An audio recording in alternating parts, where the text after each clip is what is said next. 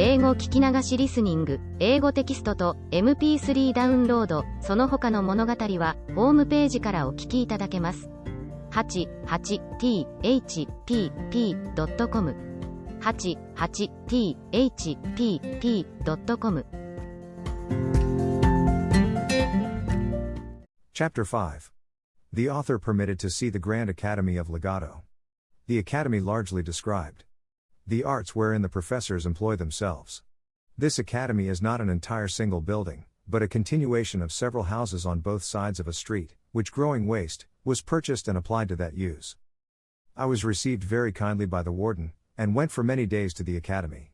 Every room has in it one or more projectors, and I believe I could not be in fewer than 500 rooms. The first man I saw was of a meager aspect, with sooty hands and face, his hair and beard long, ragged, and singed in several places. His clothes, shirt, and skin, were all of the same color. He had been 8 years upon a project for extracting sunbeams out of cucumbers, which were to be put in phials hermetically sealed, and let out to warm the air in raw inclement summers. He told me, he did not doubt, that, in 8 years more, he should be able to supply the governor's gardens with sunshine, at a reasonable rate, but he complained that his stock was low, and entreated me to give him something as an encouragement to ingenuity, especially since this had been a very dear season for cucumbers. I made him a small present, for my lord had furnished me with money on purpose, because he knew their practice of begging from all who go to see them. I went into another chamber, but was ready to hasten back, being almost overcome with a horrible stink. My conductor pressed me forward, conjuring me in a whisper to give no offense, which would be highly resented, and therefore I durst not so much as stop my nose. The projector of this cell was the most ancient student of the academy. His face and beard were of a pale yellow, his hands and clothes daubed over with filth. When I was presented to him, he gave me a close embrace, a compliment I could well have excused. His employment, from his first coming into the academy, was an operation to reduce human excrement to its original food, by separating the several parts, removing the tincture which it receives from the gall, making the odor exhale, and scumming off the saliva. He had a weekly allowance, from the society, of a vessel filled with human ordure, about the bigness of a Bristol barrel. I saw another at work to calcine ice into gunpowder, who likewise showed me a treatise he had written concerning the malleability of fire, which he intended to publish. There was a most ingenious architect, who had contrived a new method for building houses, by beginning at the roof, and working downward to the foundation, which he justified to me, by the like practice of those two prudent insects, the bee and the spider. There was a man born blind, who had several apprentices in his own condition. Their employment was to mix colors for painters, which their master taught them to distinguish by feeling and smelling. It was indeed my misfortune to find them at that time not very perfect in their lessons, and the professor himself happened to be generally mistaken. This artist is much encouraged and esteemed by the whole fraternity. In another apartment I was highly pleased with a projector who had found a device of plowing the ground with hogs, to save the charges of plows, cattle, and labor. The method is this: in an acre of ground you bury, at 6 inches distance and 8 deep, a quantity of acorns, dates, chestnuts, and other mast or vegetables, whereof these animals are fondest. Then you drive 600 or more of them into the field, where, in a few days, they will root up the whole ground in search of their food, and make it fit for sowing, at the same time manuring it with their dung. It is true, upon experiment, they found the charge and trouble very great, and they had little or no crop. However, it is not doubted that this invention may be capable of great improvement. I went into another room, where the walls and ceiling were all hung round with cobwebs, except a narrow passage for the artist to go in and out. At my entrance, he called aloud to me, not to disturb his webs. He lamented the fatal mistake the world had been so long in, of using silkworms, while we had such plenty of domestic insects who infinitely excelled the former, because they understood how to weave, as well as spin. And he proposed further, that by employing spiders, the charge of dyeing silks should be wholly saved, whereof I was fully convinced, when he showed me a vast number of flies most beautifully colored, wherewith he fed his spiders, assuring us that the webs would take a tincture from them, and as he had them of all hues, he hoped to fit everybody's fancy, as soon as he could find proper food for the flies, of certain gums, oils, and other glutinous matter, to give a strength and consistence to the threads. There was an astronomer, who had undertaken to place a sundial upon the great weathercock on the townhouse, by adjusting the annual and diurnal motions of the earth and sun, so as to answer and coincide with all accidental turnings of the wind. I was complaining of a small fit of the colic, upon which my conductor led me into a room where a great physician resided, who was famous for curing that disease, by contrary operations from the same instrument. He had a large pair of bellows, with a long slender muzzle of ivory. This he conveyed 8 inches up the anus, and drawing in the wind, he affirmed he could make the guts as lank as a dried bladder. But when the disease was more stubborn and violent, he let in the muzzle while the bellows were full of wind, which he discharged into the body of the patient, then withdrew the instrument to replenish it, clapping his thumb strongly against the orifice of the fundament, and this being repeated 3 or 4 times, the adventitious wind would rush out, bringing the noxious along with it, like water put into a pump, and the patient recovered. I saw him try both experiments upon a dog, but could not discern any effect from the former. After the latter the animal was ready to burst, and made so violent a discharge as was very offensive to me and my companions. The dog died on the spot, and we left the doctor endeavoring to recover him, by the same operation. I visited many other apartments, but shall not trouble my reader with all the curiosities I observed, being studious of brevity. I had hitherto seen only one side of the academy, the other being appropriated to the advancers of speculative learning, of whom I shall say something, when I have mentioned one illustrious person more, who is called among them the universal artist. He told us he had been 30 years employing his thoughts for the improvement of human life. He had 2 large rooms full of wonderful curiosities, and 50 men at work. Some were condensing air into a dry tangible substance, by extracting the niter, and letting the aqueous or fluid particles percolate, others softening marble, for pillows and pincushions, others petrifying the hoofs of a living horse, to preserve them from foundering. The artist himself was at that time busy upon 2 great designs, the first, to sow land with chaff, wherein he affirmed the true seminal virtue to be contained, as he demonstrated by several experiments, which I was not skillful enough to comprehend. The other was, by a certain composition of gums, minerals, and vegetables, outwardly applied, to prevent the growth of wool upon 2 young lambs, and he hoped, in a reasonable time to propagate the breed of naked sheep, all over the kingdom. We crossed a walk to the other part of the academy, where, as I have already said, the projectors in speculative learning resided. The first professor I saw, was in a very large room, with 40 pupils about him.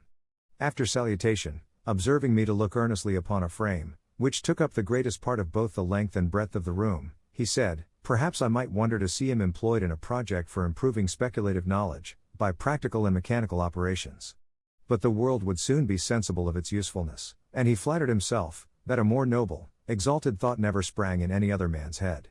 Every one knew how laborious the usual method is of attaining to arts and sciences, whereas, by his contrivance, the most ignorant person, at a reasonable charge, and with a little bodily labor, might write books in philosophy, poetry, politics, laws, mathematics, and theology, without the least assistance from genius or study. He then led me to the frame, about the sides, whereof all his pupils stood in ranks. It was 20 feet square, placed in the middle of the room.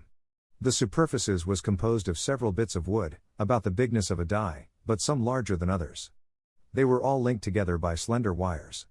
These bits of wood were covered, on every square, with paper pasted on them, and on these papers were written all the words of their language, in their several moods, tenses, and declensions, but without any order. The professor then desired me to observe, for he was going to set his engine at work. The pupils, at his command, took each of them hold of an iron handle, whereof there were 40 fixed round the edges of the frame, and giving them a sudden turn, the whole disposition of the words was entirely changed. He then commanded 36 of the lads, to read the several lines softly, as they appeared upon the frame, and where they found 3 or 4 words together that might make part of a sentence, they dictated to the 4 remaining boys, who were scribes. This work was repeated 3 or 4 times, and at every turn, the engine was so contrived, that the words shifted into new places, as the square bits of wood moved upside down. 6 hours a day the young students were employed in this labor, and the professor showed me several volumes in large folio, already collected, of broken sentences, which he intended to piece together, and out of those rich materials, to give the world a complete body of all arts and sciences, which, however, might be still improved, and much expedited, if the public would raise a fund for making and employing 500 such frames in legato, and oblige the managers to contribute in common their several collections. He assured me that this invention had employed all his thoughts from his youth, that he had emptied the whole vocabulary into his frame, and made the strictest computation of the general proportion there is in books between the numbers of particles, nouns, and verbs, and other parts of speech. I made my humblest acknowledgment to this illustrious person, for his great communicativeness, and promised, if ever I had the good fortune to return to my native country, that I would do him justice, as the sole inventor of this wonderful machine, the form and contrivance of which I desired leave to delineate on paper, as in the figure here annexed. I told him, although it were the custom of our learned in Europe to steal inventions from each other, who had thereby at least this advantage, that it became a controversy which was the right owner, yet I would take such caution, that he should have the honor entire, without a rival. We next went to the School of Languages, where 3 professors sat in consultation upon improving that of their own country.